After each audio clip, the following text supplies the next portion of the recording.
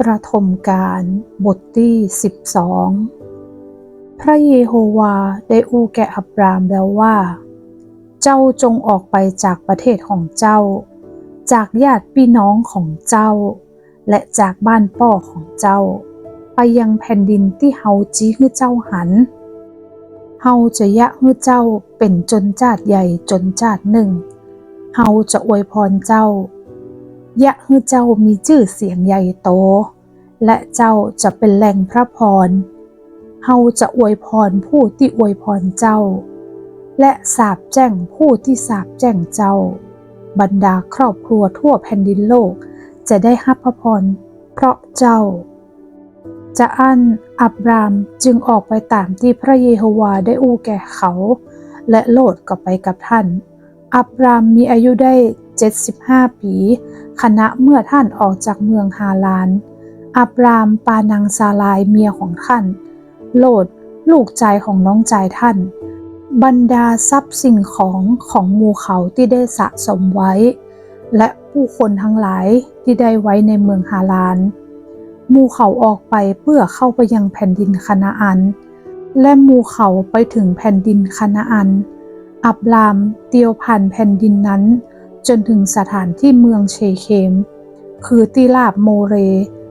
คราวนั้นชาวคานาอันยังอยู่แผ่นดินนั้นพระเยโฮวาทรงปรากฏแก่อับรามและอู้ว่าเฮาจะให้แผ่นดินนี้แก่เชื้อสายของเจ้า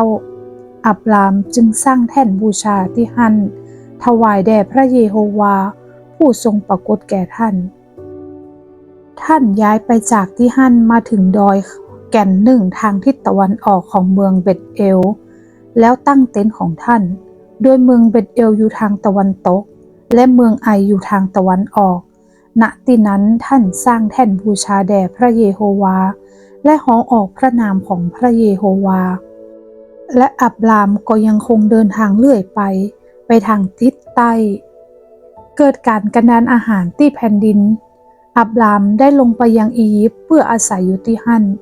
ย้อนว่าการกันดารอาหารในแผ่นดินนั้นนักยิ่งขึ้นต่อมาเมื่อท่านใกล้เข้าถึงอียิปต์ท่านก็อู้กับนางซาลายเมียของท่านว่าพอเตอะบัดเดี๋ยวนี้ข้าเจ้าฮู้ว่าเจ้าเป็นแม่หญิงรูปงามหน้าพอย้อนว่าจะต่อมาเมื่อคนอียิปต์หันเจ้าเขาจะอู้ว่านี่เป็นเมียของเขาและหมู่เขาจะฆ่าข้าเจ้าเหียแต่หมู่เขาจะไว้ชีวิตเจ้ากรุณาอู้ว่าเจ้าเป็นน้องสาวของข้าเจ้าเพื่อข้าเจ้าจะอยู่อย่างสุขสบายย้อนว่าหันแก่เจ้าและข้าเจ้าจะมีชีวิตย้อนว่าเหตุเจ้าต่อมาเมื่ออับรามเข้าไปในอียิปต์แล้วคนอียิปต์หันว่าไม่ยิงคนนี้รูปงามขนาดนัก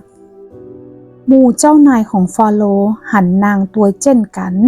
และทูลยกย่องนางต่อพระพักฟาโรห์และแม่หญิงนั้นถูกนำเข้าไปอยู่ในวังของฟาโรห์ได้โปรดปรานอับรามนักขนาดย้อนหันแก่นางท่านได้แกะงัวลาตัวปูทาสทาสีลาตัวแม่และอูฐจำนวนนักและพระเยโฮวาทรงยะให้เกิดภัยพิบัติแก่ฟาโรห์และราชวงศ์ของท่านด้วยภัยพิบัติร้ายแรงต่างๆย้อนเหตุว่านางซาลายเมียของอับรามฟาโรห์จึงฮ้องอับรามมาและอู้ว่าแย่อย่างเจ้าถึงยะจะอี้แกเฮา